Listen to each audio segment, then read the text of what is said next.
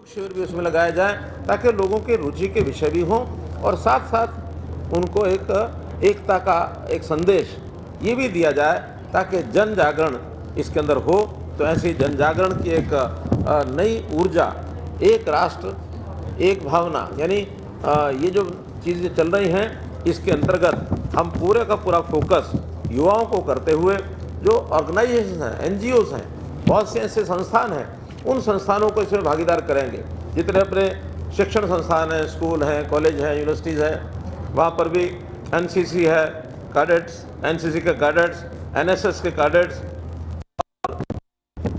अन्य सब संस्थाएं, उनमें संकल्प दिलाया जाए और उन संकल्प के माध्यम से देश पहले मैं बाद में, इंडिया फर्स्ट, ये जो भाव जागृत करना है जिसका मोदी जी ने बहुत पहले ये वाक्य कहा था, वो सामान्य अपने लिए नहीं कहा था, उसके अनुसार सारे देश को, जनता को, युवाओं को जागृत करना है।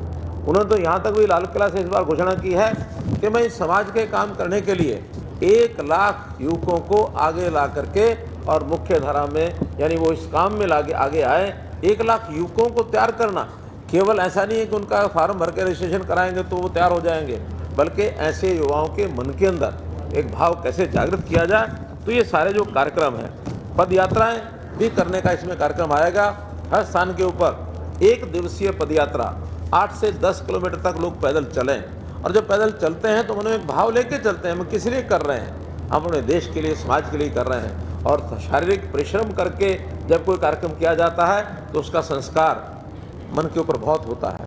हम देखते हैं अपने घर में मंदिर बना करके, मूर्ति पूजा करके हम संतोष पैदा करते हैं, अपने मन को संतोष दे लेते हैं, लेकिन मन में इच्छा क्या होती है, चलो वैष्णो देवी की यात्रा करें, चलो 4 धाम की यात्रा करें, चलो ऊपर चढ़ाई चढ़ के आए, मंदिर चढ़ाई के ऊपर बना हुआ है। शरीर को कष्ट दे करके जब मन का भाव बना के चलते हैं तो उसका संसार ज़्यादा होता है। तो ऐसी दौड़ें लगाएंगे, ऐसे पदयात्राएं करेंगे, ऐसे कुछ खेलों की प्रतियोगिताएं करेंगे, यानी इस प्रकार के कार्यक्रम, और न केवल सरकारी तौर पर बल्कि सामाजिक संस्थाओं की ओर से भी हो रहा है। मुझे अभी डिप्टी कमिश्नर साहब बता रहे थे कि एक 7 नवंबर से बहुत बड़ी यात्रा फरीदाबाद से होकर के निकलेगी।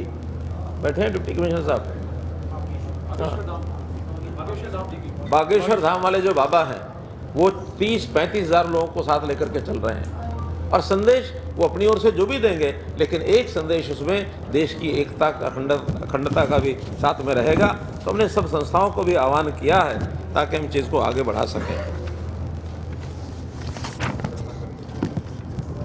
बहुत सी इवेंट्स की जो एक्टिविटी है, विद्वान लोग जो हैं वो सेमिनार्स करेंगे, और उस सेमिनार में इसी विषय पर देश की अंदर की हमारी ताकत, विदेशों के षड्यंत्र और हमारे लोगों का जो भाव भावना कैसे बने वो उसमें करेंगे।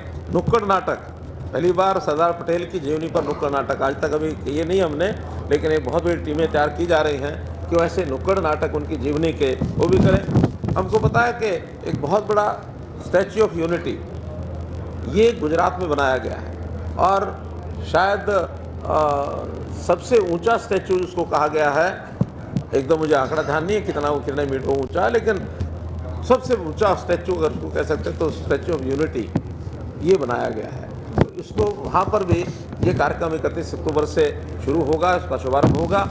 ये सब चीज़ें भी हम इसका असर धीरे धीरे जो युवाओं की, जहाँ जहाँ युवा जाते हैं उस युवाओं की भीड़ के अंदर भी देखने को मिले।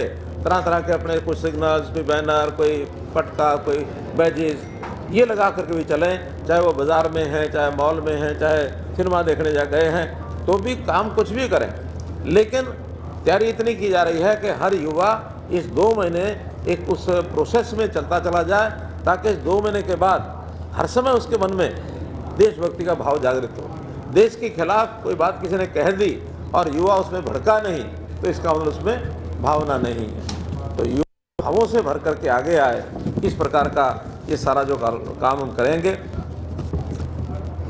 इसमें पद यात्राओं के अंदर युवाओं की यात्राएं तो होंगी, कहीं स्कूलों में बच्चों के भी छोटे बड़े कार्यक्रम, महिलाओं के कार्यक्रम, बुजुर्गों के कार्यक्रम, और जो सरकारी अमला है उस सरकारी अमले में भी तरह तरह के कार्यक्रम किए जाएंगे, क्योंकि देश की एकता, अखंडता को कोई भी राजनीतिक कार्यक्रम नहीं कह सकता कि भी ये कोई राजनीति से प्रेरित है।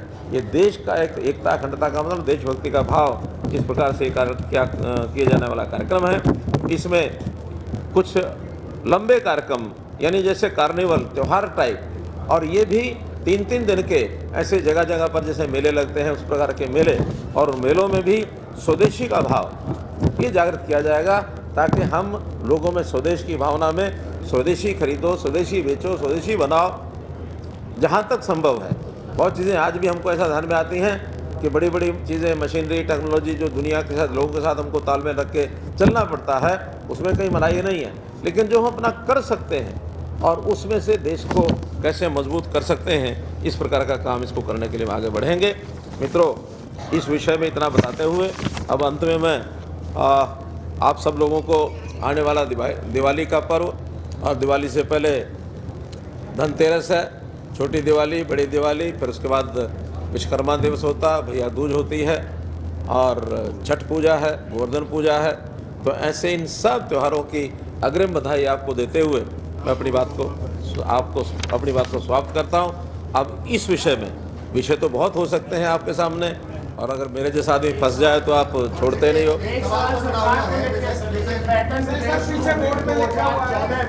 जब आपने कमान संभाली हरियाणा की बीजेपी की सरकार, वो पैटर्न चलते चलते आज 11 साल तक पहुंच चुकी है। मैं चाहूंगा सर 1 साल पर भी आप टिप्पणी करें, और कुछ आपकी आप लोगों टिप्पणी करें। देखिए, आज 17 अक्टूबर है, ये 2 तिथियां अलग अलग बताता हूँ आपको, उसका मैं तो बताता हूँ कि हमने तो पहली बार जो शपथ ली थी 27 अक्टूबर को ली थी, अगली बार फिर वो शपथ थी 26 अक्टूबर को। ये चुनाव की तिथियों के कारण से आगे पीछे होता। आज 17 अक्टूबर है, तो 17 अक्टूबर इस एक वर्ष, इस तीसरी बार की सरकार का 1 वर्ष पूरा हुआ है, और इसके 3 वर्ष पूरे 27 अक्टूबर को होंगे, और फिर हरियाणा दिवस भी 1 नवंबर को आएगा। इसलिए हर दिन का अपना एक महत्व होता है, तो दिन जो होता है वो एक त्यौहार के रूप में मनाया जाता है। आज इस 1 वर्ष का पूरे होने का एक त्यौहार, उसको मनाने के लिए आज सारे प्रदेश भर में मुख्यमंत्री जी ने जनता को संबोधित किया है, और उसमें विशेष तौर पर आज जो है 9000 गरीब परिवारों को 100-100 गज के, 50-50 गज के प्लॉट दिए गए हैं। तो उन प्लाटों को मिलने के बाद प्रधानमंत्री आवास योजना के अंतर्गत उनको पैसा दे करके मकान भी बनवाए जाएंगे। अन्य भी कई प्रकार की जो आर्थिक सहायता के रूप में डायरेक्ट बेनिफिट स्कीम के अंतर्गत उन्होंने ऑनलाइन कुछ पैसा भी दिया है। तो ऐसी सारी योजनाओं का आज अभी श्री गणेश हुआ है। ये 1 वर्ष बहुत अच्छे प्रकार से मैं समझता हूँ, जितनी पुरानी स्कीमें चल रही थी, योजनाएं चल रही थी, उनको आगे बढ़ाते हुए कुछ नई चीज़ों का भी शुभारंभ किया है। तो मैं आज अपनी इस नई सरकार को, खास करके मुख्यमंत्री नायब सिंह सैनी जी को बहुत बहुत बधाई और शुभकामना देता हूँ। सवाल इसी से जुड़ा हुआ है, आपके वक्त में मुख्यमंत्री रहते हुए कुछ नज़ीर पेश की गई, जिस तरह से परिवार पहचान पत्र रहा हो, पोर्टल हो, बिना खर्ची मोदी और गृह मंत्री साहब ने भी आपकी तारीफ की। आप क्या मानते हैं, ऐसा 1 साल में कोई एक उदाहरण ऐसा कि जो इस सरकार में भी इसी तरह का आया हो सामने? देखिए, जब मैं मुख्यमंत्री बना था तो मैंने ये कहा था कि पहला वर्ष ऐसा होता है जो पिछले काम जो होते हैं, क्योंकि सरकार बदलती है, पार्टियां बदलती हैं, तो एक विपक्ष और पक्ष का आदान प्रदान होता है, उसमें 1 साल तो उन चीज़ों को ठीक करने में लगता है, और फिर अगला 1 साल जो है अपनी योजनाओं को बढ़ाने के लिए लगता है। तो पहली टर्म में हमको 3 साल मिले थे, दूसरी टर्म में 5 साल के 5 साल मिल गए।